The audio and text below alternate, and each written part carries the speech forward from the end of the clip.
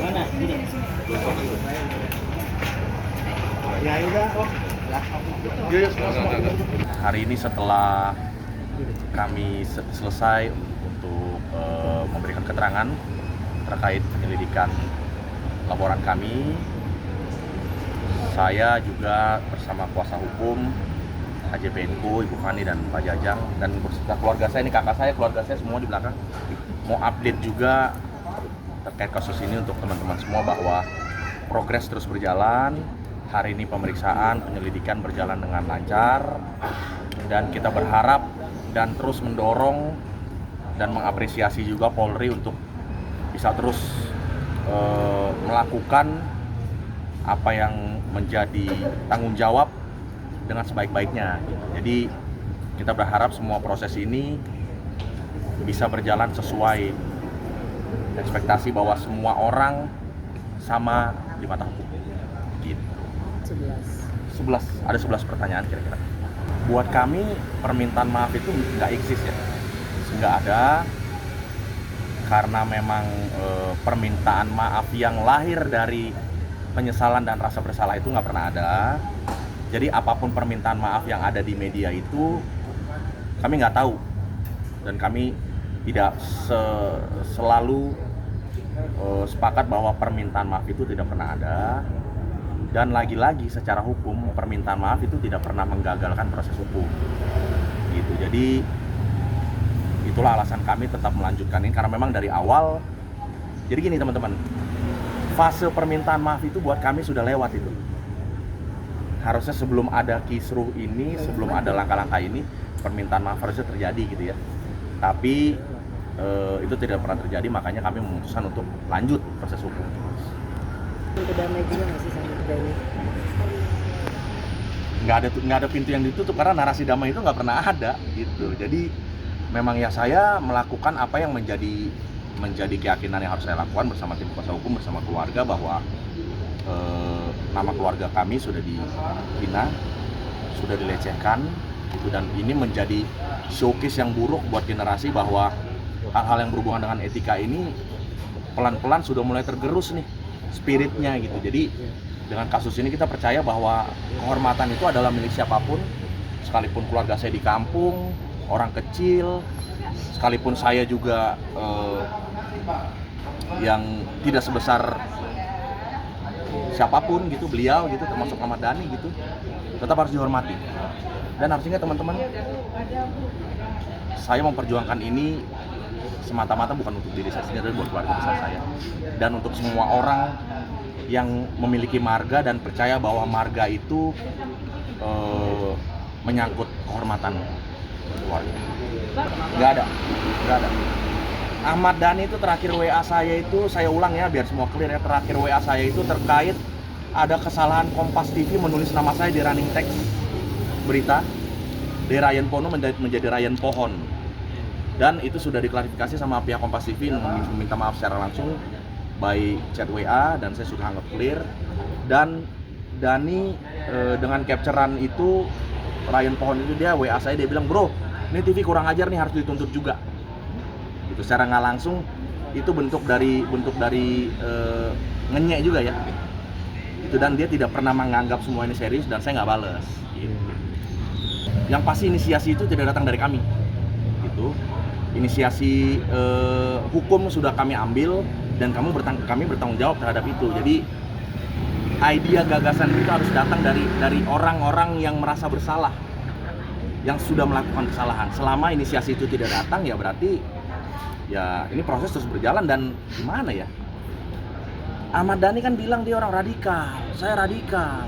Ini kita nikmati proses keradikalan ini teman-teman, itu maksud saya. Jadi yang saya tagih adalah gentleman-nya itu, kejantanannya itu. Termasuk nanti kalau dipanggil oleh pihak penyidik harus hadir. Jangan nggak hadir, jangan dengan narasi apapun memilih untuk tidak hadir. Pengecut itu. Jadi semua harus dihadapi dengan yaitu dengan jantan. Bang, sebenarnya itu bahwa ingin memenjarakan Ahmad Dhani gitu bang? Proses hukum aja, proses hukum. Apapun yang menjadi output hukum itu kan adalah kewenangan dari penegak hukum. Outputnya apapun, tapi yang pasti gini, kami mau ini semua bisa berjalan sesuai mekanisme yang tadi dibilang, bahwa gini, tidak ada intervensi, tidak ada narasi-narasi dekat dengan kekuasaan, tidak ada narasi imunitas. Nah, makanya saya meminta semua netizen, juga semua masyarakat yang bisa merasakan perjuangan saya untuk memperjuangkan kehormatan keluarga ini bisa ikut memantau, ikut bersuara bahwa tidak ada satu manusia di bumi Indonesia Raya ini yang kebal terhadap hukum ketika dia melakukan pelanggaran hukum. Itu maksudnya. Terkait Ahmad Dhani anggota dewan, sudah diputus di MKD bahwa beliau melakukan kesalahan. Terkait sanksi, saya nggak mau pikirin. Sanksi itu buat saya pribadi ya.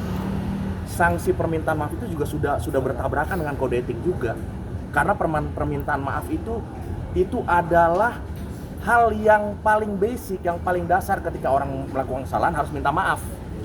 Tapi kenapa orang yang tidak merasa bersalah dipaksa untuk minta maaf gitu?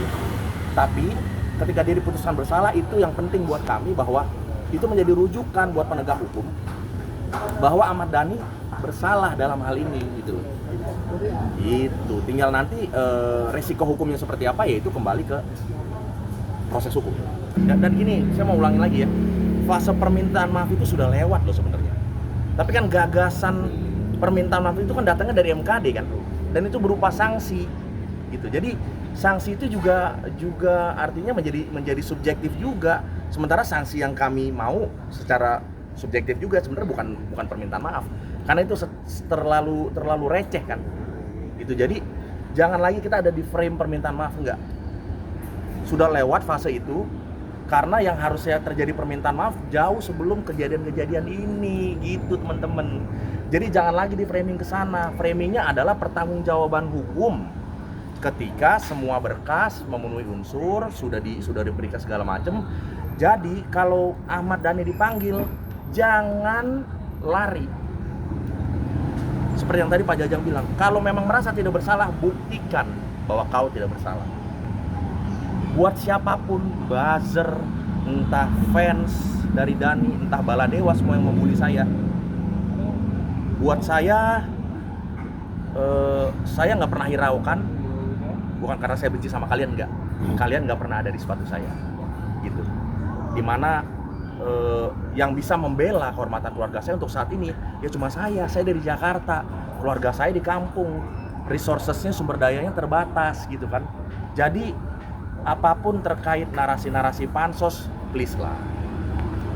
Kalau saya tidak ada di posisi yang sejajar dengan Ahmad Dhani, nggak mungkin kasus ini akan besar. Karena terbukti mengenai narasi isu yang naturalisasi itu, yang Dhani ngomong mengenai bola itu terbukti dia dipanggil bersamaan dengan kasus saya. Artinya kalau tidak ada laporan saya, bisa jadi laporan itu tidak akan direspon gitu loh. Ini untuk membuka pikiran teman-teman bahwa sama sekali nih, kalau kalian bilang pansos itu salah. Saya ada di posisi yang sejajar dengan Ahmad Dhani. Dari awal Ahmad Dhani yang mengundang saya debat. Artinya apa? Isi pikiran saya, isi argumentasi saya sudah cukup mengganggu dia kan. Sehingga saya menjadi sejajar dengan beliau. Mohon maaf lah. Kalau saya mau pansos, banyak cara yang lebih elegan, yang lebih relevan gitu. Kalau ini enggak gitu. Jadi artinya Ahmad Dhani, sekali lagi gue ingetin lo bro, jangan lari.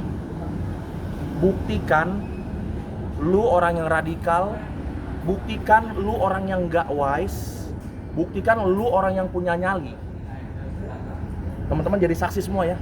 Ketika nanti Ahmad Dhani mangkir dari panggilan penyidik, itu nanti akan diinfokan saya dan ke kami, pihak kami.